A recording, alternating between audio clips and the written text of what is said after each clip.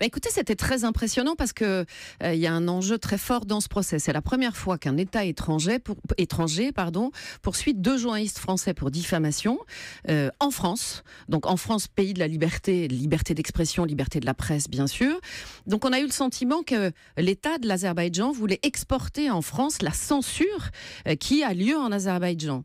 Ce procès, c'est un enjeu, bien sûr, pour Laurent Richard et pour moi, mais c'est un enjeu pour la presse française tout court, en fait.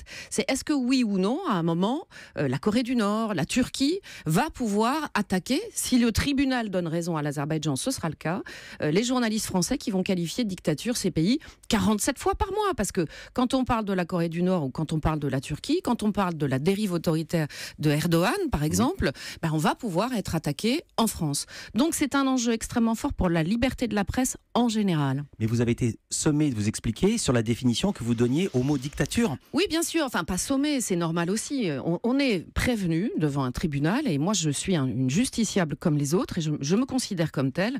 Donc oui, on a dû s'expliquer.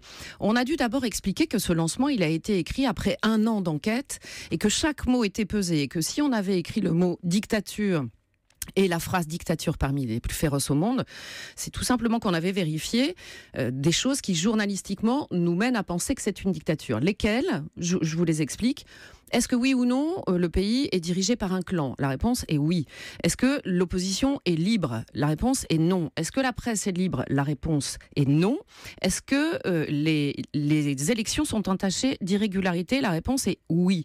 Quand vous avez tous ces éléments en main, journalistiquement, je dis bien journalistiquement, vous pouvez effectivement qualifier ce pays de dictature. Et